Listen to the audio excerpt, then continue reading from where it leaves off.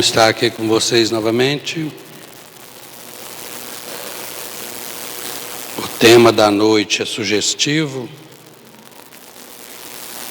Vocês vão encontrá-lo uma das lições do livro Palavras de Vida Eterna, psicografia de Chico Xavier, em parceria com Emmanuel.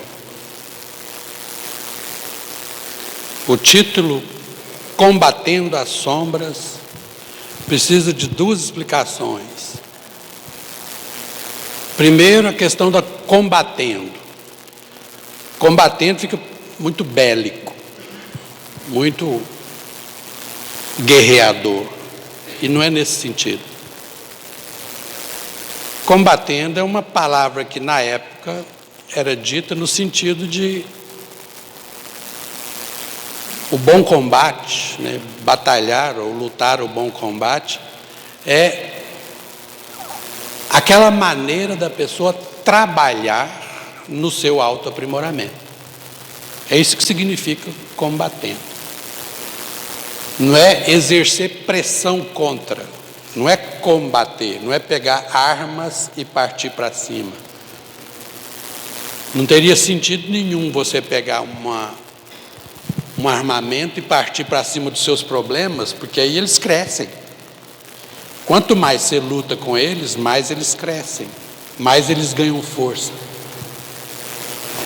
Você só os combate quando você não exerce nenhum contraponto contra eles. Você apenas os observa. Você apenas presta atenção. Você apenas vigia. E quando você vigia, você entende. E ao entendê-los, você trabalha esses novos modos de interpretar determinadas situações dentro de você mesmo. Entenderam combatendo, então? Tem alguma dúvida? Não. E a sombra é outro conceito também complicado. Porque quando fala sombra, e principalmente tem muita gente que ainda fala, tem casa mal assombrada. Olha só. Tudo que fala de sombra fica parecendo que é alguma coisa meio trevoso, meio obscuro. E não é nesse sentido também não. Combatendo a sombra aqui, o conceito, é muito próximo do conceito da psicologia, de Carl Gustav Jung trabalhou isso muito. É exatamente as nossas incompreensões introjetadas, deixadas para escanteio, colocadas debaixo de tapete, recalques, e que às vezes, por não compreendê-las, elas ficam obscuras, elas ficam ensombradas. Falta claridade, falta esclarecimento, falta compreensão daquilo ali. Então, são os dois aspectos. Combater as sombras é exatamente trabalhar o lado em nós que ainda falta esclarecimento. Todos os dias, às vezes, nós conseguimos trabalhar sombras e criar sombras. Se a gente não prestar atenção, a gente cria sombras a todo instante. Às vezes, num relacionamento, você cria sombras. Só pelo fato, às vezes, de uma pessoa do seu convívio íntimo passar perto de você e não te dar atenção, por exemplo, você já pode criar uma sombrinha ali. Você já pode olhar para a pessoa e falar, nossa, mas está fazendo pouco caso da gente assim. E aí a cabeça começa a trabalhar a 1000 km/h, né? Assim, o que será que deve estar acontecendo?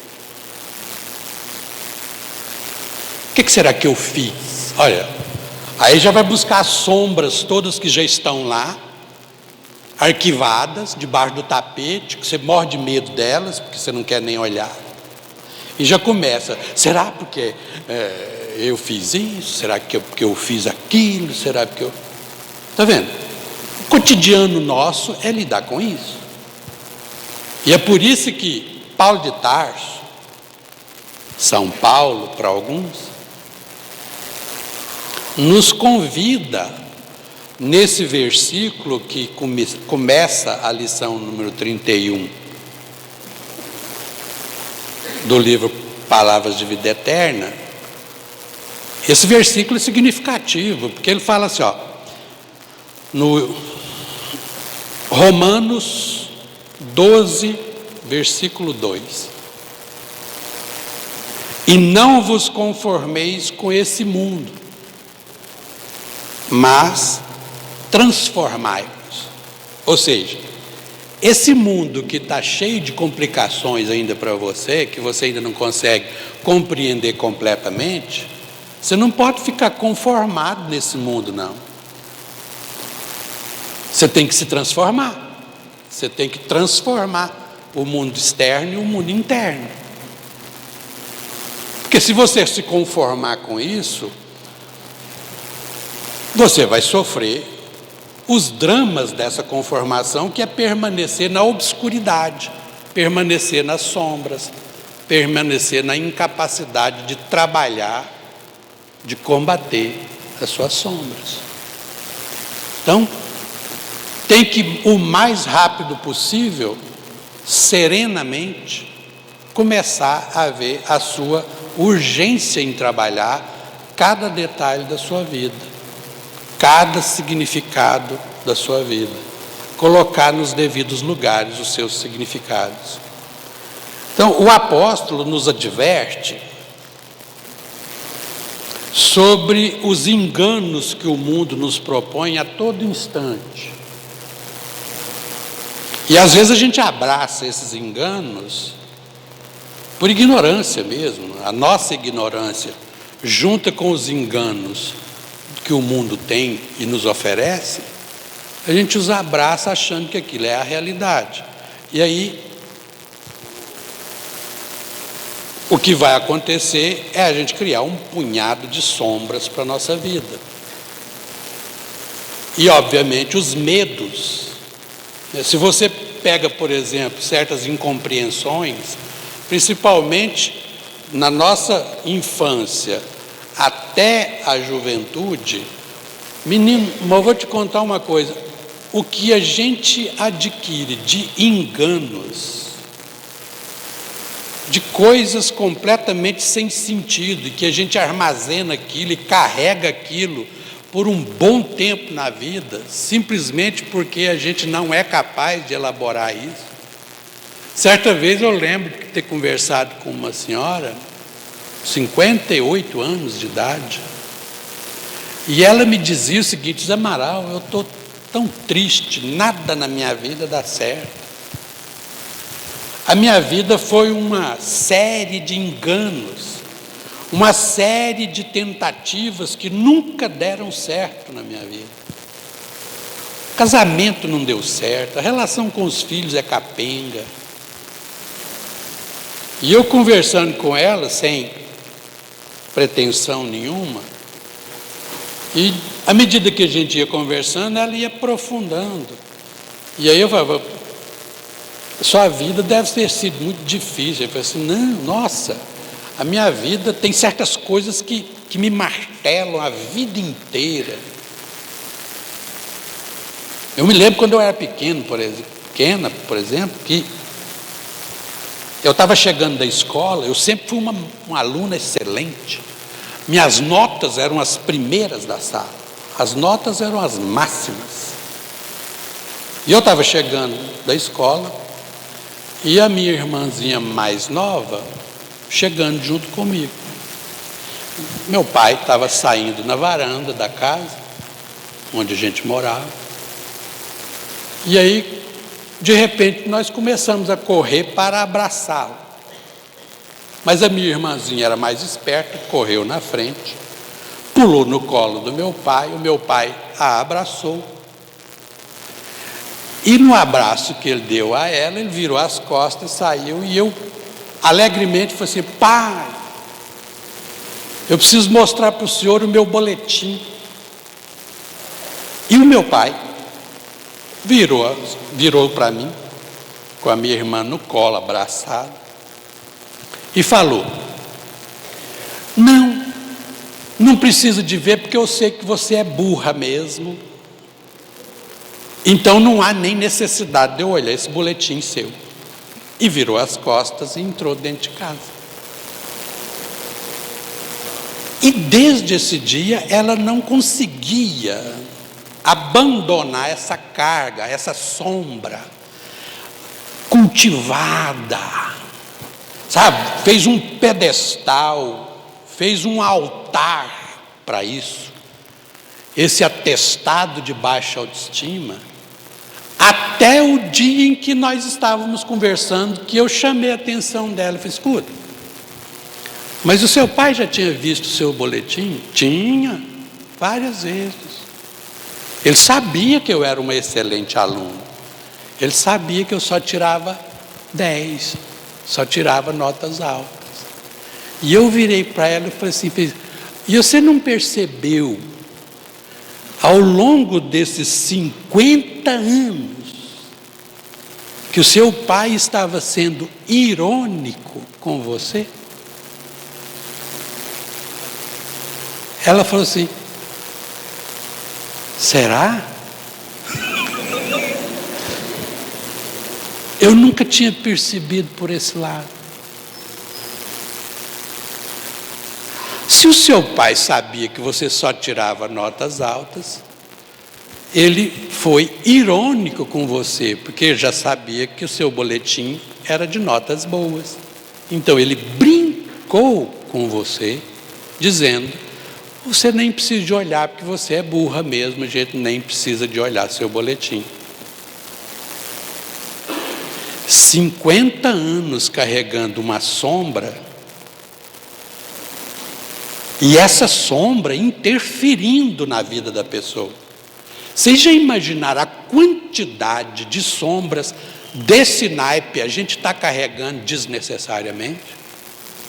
Uma palavra distorcida daquela tia. Sabe aquele dia que você comprou um vestido, feliz da vida, botou o vestido, olhou no espelho e falou: eu acho que esse trem ficou chique. Eu acho que ficou chique.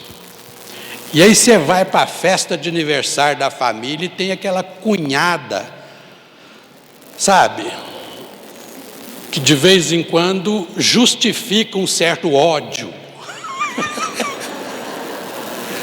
Dá justificativa a um certo ódio. E ela olha para você e fala: nossa, menino, esse vestido te colocou parecendo que você comeu um boi.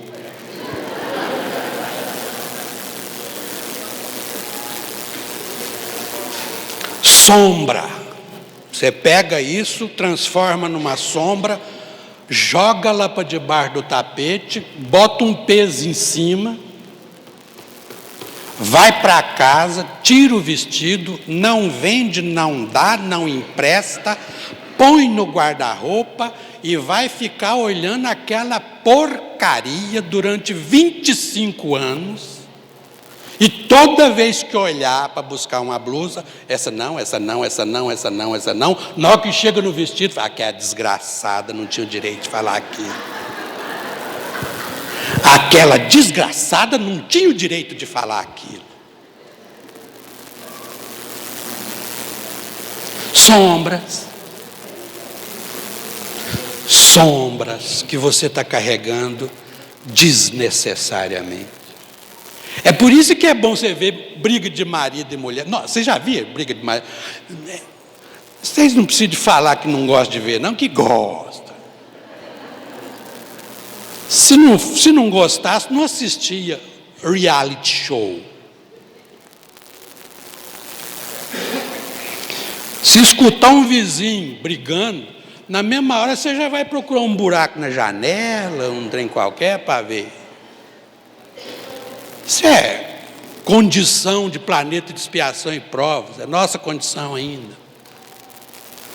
E toda briga de marido e mulher, vocês já viram a quantidade de defunto desenterrado, sombras enterradas, colocadas debaixo de 7 chaves, que na hora que você tem a oportunidade, você fala: você lembra?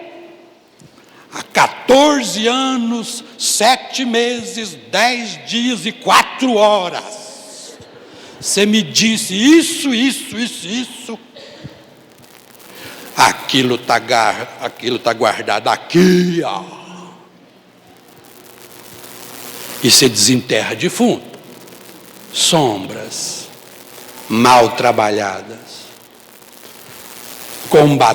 O convite a combater as nossas sombras é aprender a lidar com a compaixão, aprender a lidar com a misericórdia, aprender a lidar com o perdão e principalmente o auto-perdão.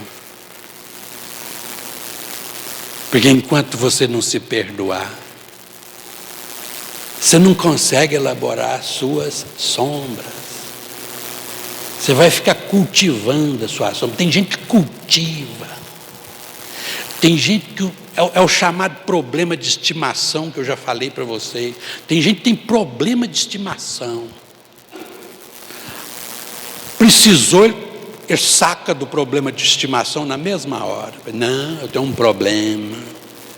Nossa, menino. Sonhando para a pessoa passar a mão na cabeça, fazer, não esquenta não, Deus vai te dar melhora. Deus vai te dar uma melhorazinha, você, não, vai passar. Nossa, quando fala vai passar então, aí que a pessoa tem, faz cara de coitado e fala, você acha? Eu já perdi as esperanças. Sombras latejando o seu íntimo, pedindo para ser elaborado, pedindo para ser trabalhado, pedindo para você se livrar disso. Às vezes você vai desencarnar, e na hora que você acabar de desencarnar, você vai olhar para trás e vai, nossa, olha a chance que eu perdi de resolver esse problema. Agora eu vou ter que ficar com essa mala até uma nova oportunidade para descarregar essa mala.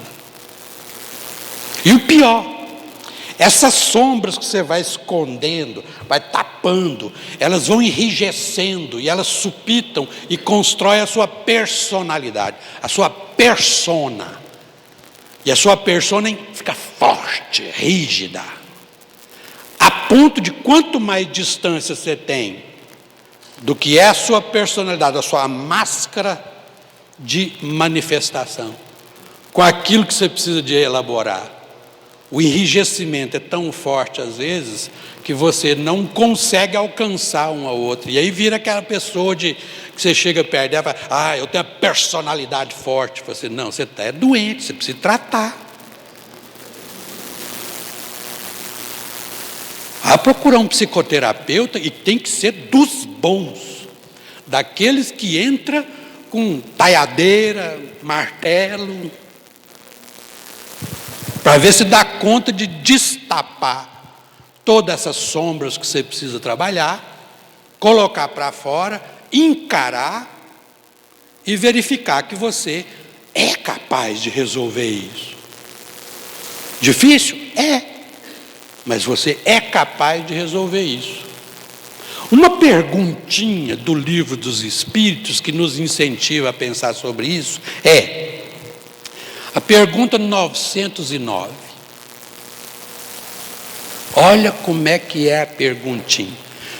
Kardec pergunta aos espíritos assim, ó, poderia sempre o homem, pelos seus esforços, vencer as suas más inclinações? Sombras? Olha a resposta. Sim. Frequentemente fazendo esforços muito insignificantes. Não, dá uma vergonha na gente. Nossa. Nessa pergunta aqui eu aprendi uma coisa na minha vida que valeu a minha história quase. Toda a minha encarnação, eu acho que valeu nisso. Há uns 25 anos atrás, eu já contei essa história para vocês, quem participou de Semana Espírita aqui já viu. eu descobri que não gostava da minha mãe. Minha mãe era uma velhinha ajeitada, mas é aquela velhinha custosa, sabe aquela velhinha custosa, velhinha lá, aquelas velhinhas que exigia de você, sabe, aquelas velhinhas que cobra. Ela se enquadraria tranquilamente nas definições de Freud. Se você tem um problema, eu não preciso nem saber qual é o problema, a culpa é da mãe. Freud falava mais ou menos desse jeito, a culpa é da mãe. A minha mãe era daquelas que virava para a gente e falava assim: você mamou aqui até os 2 anos de idade. E agora cresce, nem visitar a gente não visita. E cobra, e cobra, e cobra. Sabe aquela cobrança? 8 filhos, 7 filhos. E a cobrança é tão desagradável que todo mundo vai começando a perceber essa coisa desagradável e ninguém dá carinho forçado. Ou você conquista, ou não adianta você cobrar, porque você não vai ter.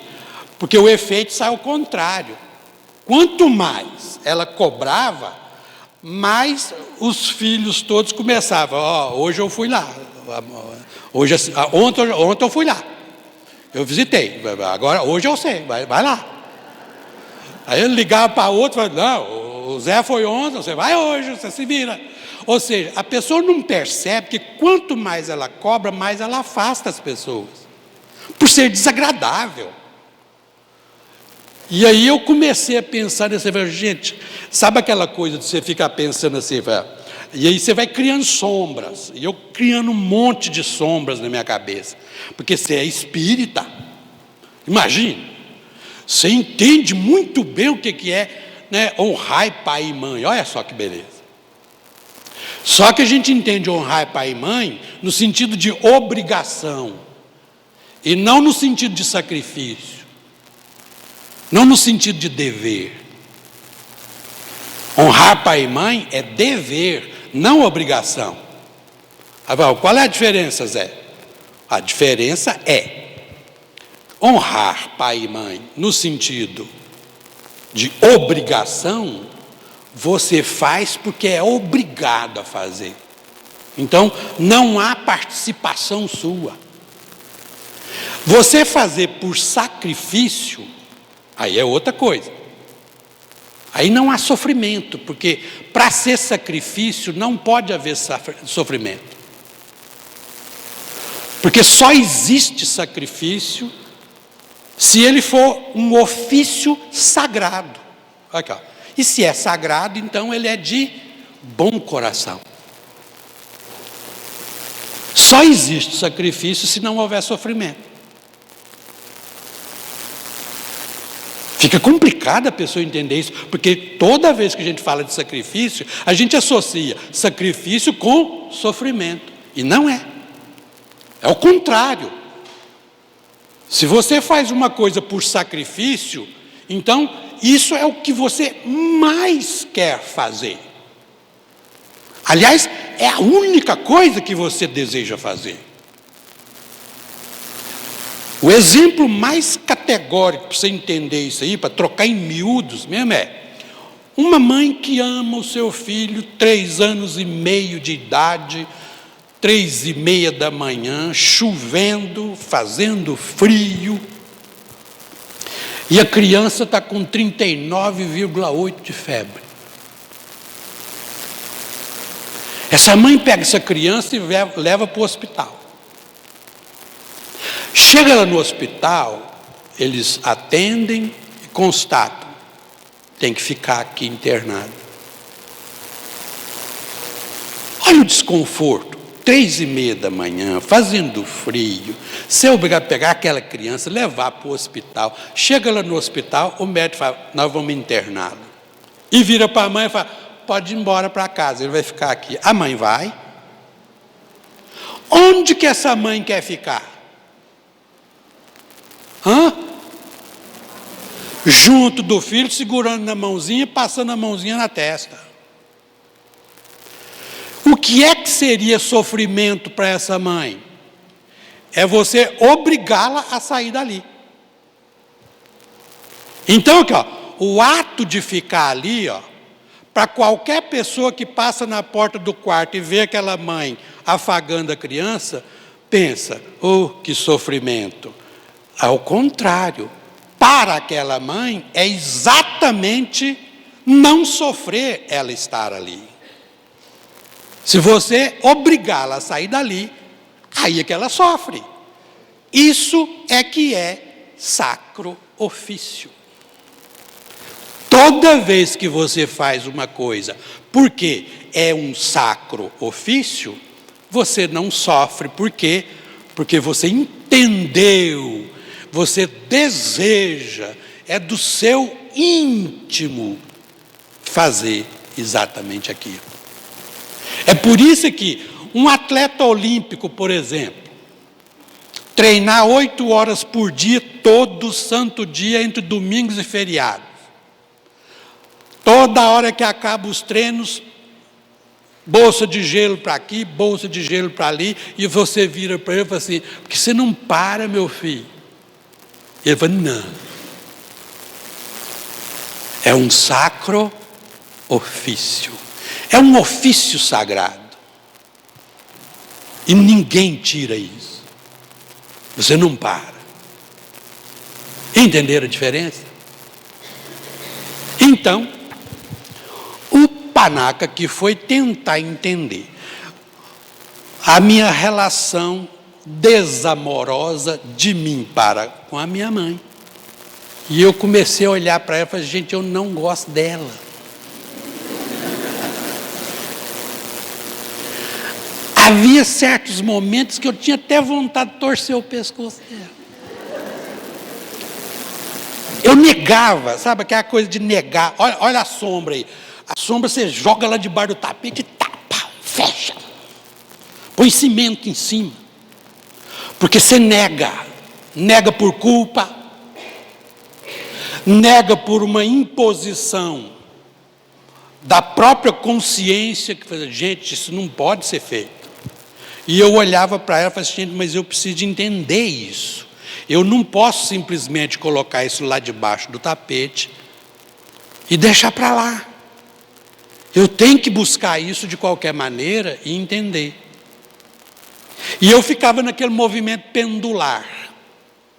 Segundo o doutor Alírio Cerqueira, um psiquiatra lá de, se não me engano, lá do Mato Grosso, ele falava, a gente fica num movimento pendular, um movimento de desamor, vai lá para o pseudo-amor. Pseudo-amor é quando você pensa assim, nossa, eu sou espírita, amai os pais, honrai vosso pai e vossa mãe, e eu não posso de jeito nenhum, não. Aí vem a culpa, aí você vai lá para o pseudo-amor. Mas o pseudo-amor não é verdadeiro, porque ele é pseudo. Então ele não aguenta muito tempo. Dentro de pouco tempo você volta para o desamor novamente e fica nesse movimento. Aí na hora que você chega no desamor, fala, não, eu não posso porque eu sou espírita, porque eu tenho que amar, eu tenho que honrar meu pai e minha mãe, então não sei o quê e tal. Aí vem a obrigação e não o sacrifício, porque ainda não entendeu. E aí ficava aquele movimento pendular e era extremamente desgastante. Até o dia que eu comecei a entender, falei assim, eu não posso negar esse desamor. Essa origem pode ter sido lá nas vidas passadas, pode ter sido nessa própria existência, pode exatamente ter sido da minha parte, e ela não tem nada a ver com isso. Então eu tenho que começar a entender. E eu assumi a responsabilidade, olha aqui, ó, sem rebelião, sem gritaria, sem azedume, sem discussão, entender o que estava acontecendo comigo. Aí eu ia para casa, onde é que ela estava, ou quando ela ia lá para casa, eu ficava olhando para ela e tentando entendê-la. Aí quando ela vinha para o meu lado para me cobrar aquelas coisas que me cobrava e eu achava ruim, aquilo que me incomodava demais da conta, é porque você não me visita, porque você não sei o quê, porque você não me abraça, você não dá, né? Vocês não dão valor em mim, vocês não me amam, vocês não me respeitam, vocês não dão valor. E eu olhava para ela e falava, meu Deus do céu. E aí eu aprendi uma tática. Na hora que ela vinha cobrando, aí eu subi o olhar e olhava por cima da cabecinha dela assim, ó. E ficava com aquele olhar psicótico, sabe aquele olhar que atravessa as pessoas? E às vezes ficava lá no fundo, lá com uma mensagem, uma paisagem, um quadro, uma árvore. E eu ficava na árvore. Ai, Deus, me ajuda, eu tenho que entender isso, eu preciso de entender isso. Onde é que está a causa disso? Por que que eu sinto isso e tal? E aí, aos poucos, isso foi serenando. Uns 6 meses depois, eu já estava não mais necessitado de desviar o olhar dela por cima.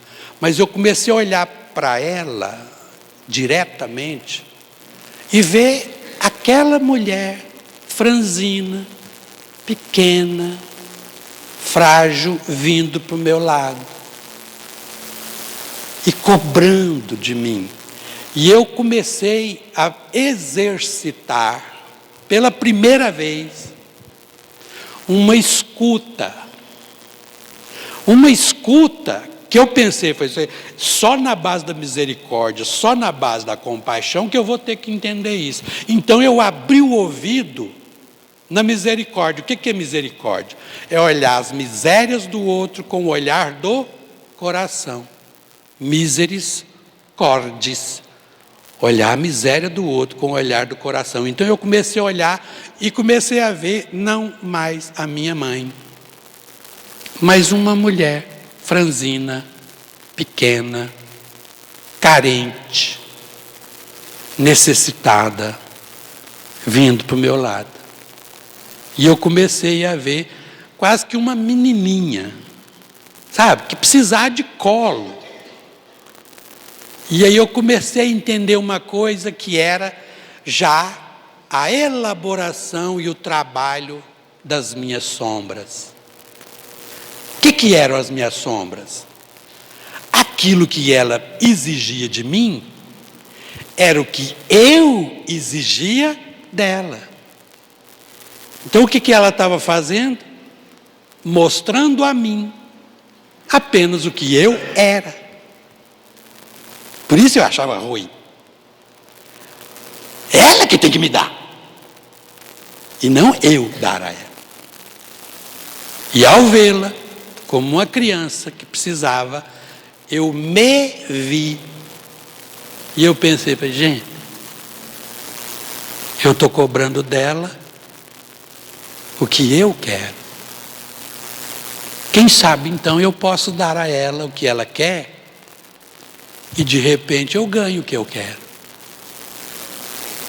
E teve um dia que ela veio cobrando, falando, porque vocês ficaram mais de uma semana sem me visitar, porque Nossa Senhora, a gente fica sozinha, a gente é largada nesse mundo, não sei o quê. E ela veio chegando, e eu fui do lado dela, fui ao encontro dela,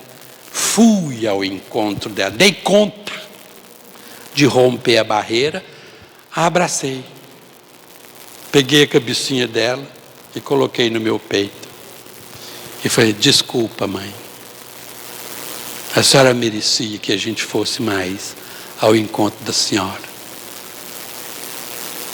E desse dia em diante, eu aprendi sacrificialmente a abraçá-la. E o trem deu tão certo que, passado uns tempos, ela não me cobrava mais. Ela me dava. E ela chegava em casa e distribuía aquelas balinhas, as balinhas mais baratas que existiam, sabe? Aquelas balinhas que vira relíquia na boca da gente. Que você chupa uma semana, depois guarda. Depois de uma semana você bota elas do serviço de novo, aquelas redondinhas assim, ela comprava aquelas balinhas e agradava. Isso eu sabia, que para ela era um esforço hercúleo, porque era ela sair da carência dela e se transformar numa doadora de carinho, de afeto e de alegria. E eu falei, meu Deus, que gostosura. E eu pegava a balinha e chupava. alegremente perto dela. E ao abraçá-la, eu me sentia abraçado. Eu corrigia as minhas sombras e permitia a ela corrigir as sombras dela. Só se faz isso com transformação. Não há possibilidade de você fazer isso através de personas rígidas. Você tem que quebrar suas personas. Você tem que arriscar aí lá embaixo, mexer nos seus porões. Se não der conta sozinho, procura um psicoterapeuta. Um bom psicoterapeuta vai te ajudar a remover as tampas que te impede de acessar as suas sombras. E se permita ser um pouco mais feliz. Se permita ser um pouco mais afetivo. A ponto de chegar no final dos tempos agora, antes dela desencarnar, eu chegava perto dela, ela vinha. Era o único que chegava perto dela, abraçava e beijava. Beijava. Ela tinha que beijar de um lado e do outro e depois repetia. Era 3, tinha que ser 3. E daqueles beijos babados, sabe? Aqueles beijos bons, aqueles beijos gostosos, aqueles beijos que vale a pena. E eu virava para ela e falava assim: satisfeita, mãe? Tinha que falar olhando para ela, porque ela já não ouvia. E ela virava e falava assim: graças a Deus está bem. Você melhorou demais. E eu achei uma delícia quando ela falava isso. Porque isso para mim era um atestado de que eu tinha conseguido resolver algumas questões. E aí, você começa a entender o seguinte aqui, ó. Enquanto eu negava o meu desamor pela minha mãe, que era apenas problema meu, ela não tinha nada a ver com isso. Eu ainda continuava sofrendo todos os percalços, dramas e mazelas que isso me afetava, essas sombras criadas. No dia que eu assumi, fazer, eu não gosto dela, e eu tenho que ser lúcido o bastante para assumir isso. Porque quando você admite que tem um problema, você abre portas para solucionar o problema. Porque quando você não admite o problema, você não tem problema. Então como é que você vai buscar a solução? Percebe? Eu assumi que não gostava. E aí quando eu assumi que não gostava, eu parei o pêndulo. O pêndulo que ficava desamor, pseudo-amor, desamor, pseudo-amor, desamor, pseudo-amor, parou. E eu pude construir o meio, uma relação amorosa. A relação amorosa que estava lá, apenas esperando o momento para você tirar, trabalhar todas as sombras, esclarecer, vislumbrar, transformar em conhecimento e do conhecimento ser elaborado até os sentimentos. Isso chama-se vigiar os seus problemas. Sombra foi feito para você vigiar, não julgar, não reprimir, não condenar, apenas observar e trabalhar. Isso chama-se combater as sombras. Não tem nada de violência. Ao contrário, se tiver violência, você cria mais sombras. Você cria mais tampas para tampar as sombras que já existem. Quanto mais você consegue vigiar, apenas vigiar, sem julgamento, sem estresse, apenas no autoconhecimento, mas você consegue realizar grandes obras de autotransformação. Eu espero que vocês tenham entendido, porque nós precisamos, viu, gente? Nós estamos extremamente necessitados disso. A nossa vida cotidiana é perpassada por dramas terríveis. E a cada dia que passa, a gente vê as famílias cada vez mais afastadas. As famílias que não convivem. Famílias que não almoçam junto mais. Famílias que não vivem os afetos que precisam viver. Às vezes reencarna para viver aquilo, mas na hora que chega aqui foge. Cada um para o seu canto. E boicota o seu projeto existencial. Vamos abrir os olhos. Às vezes até para comemorar um aniversário, você já convida todo mundo para ir para um boteco, para um restaurante. Por quê? Porque lá, porventura, se tiver alguém querendo lavar roupa suja, vai medir a água e o fubá porque está em público. Não, família tem que lavar a roupa suja. É para isso que nós reencarnamos. Então família tem que juntar. Tem que olhar um para a cara do outro. Tem que ver quais são os ódios que nós temos. E trabalhar lucidamente, conscientemente, as suas sombras. O que é que eu tenho contra esse? Contra aquele? E a vida da gente vai ficando mais fácil de ser vivida. Agora, a família agora está vivendo uma espécie de lua de mel, porque agora nós descobrimos como é que faz. Toda vez agora nós temos o dia dos irmãos. Junta todo mundo e vai filar o café de um. Domingo passado agora nós estávamos na casa de um amigo, de um nosso irmão lá. Tem uma irmã que está sentada ali. A gente agora liga, fala, onde que a gente vai filar o café agora? E vai juntando todo mundo, né? Junta todos os irmãos e vai para lá. Juntar, agregar, ser afetuosos, dar oportunidade para as sombras aparecerem e trabalhar as sombras, se porventura. Eu acho que nós já ultrapassamos essa fase da sombra, agora nós estamos na fase da anedota gostosa. Sabe, aquela anedota saudável que você desopila o fígado? Tipo, domingo passado, o irmão estava falando uma anedota que ele tinha ouvido. Um caboclo recebeu um telefonema da esposa. Bem, sabe o padre que fez o nosso casamento? Sei. Morreu. Aí ele responde, aqui se faz, aqui se paga. Vocês gostaram?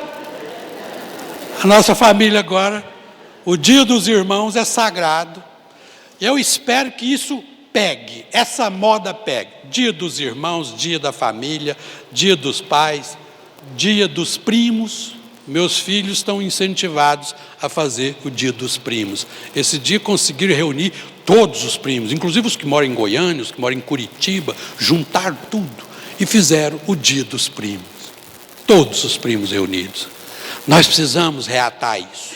São valores que na pressa de fazer uma revolução, nós jogamos valores que não podiam ser jogados fora na lata do lixo. Temos que recuperar isso, e é isso que faz família ser muito bem significativa para nós. E eu deixo para vocês um ditado que eu gosto sempre de publicar, uma série, que eu digo que é como dizia meu pai, que era filósofo de roça. Essa semana eu publiquei um que saiu lá na reunião dos irmãos, eu publiquei um que é exatamente isso, e que depois vocês vão para casa, que é um bom sinal para a gente começar a trabalhar as nossas sombras. Como dizia meu pai, que era um velho filósofo de roça, é quando a gente se irmana, é quando a gente se ajunta, que a gente faz a onça ir dormir com fome. Quando estamos juntos, somos fortes. Quando nos amamos, somos invencíveis. Boa noite para vocês.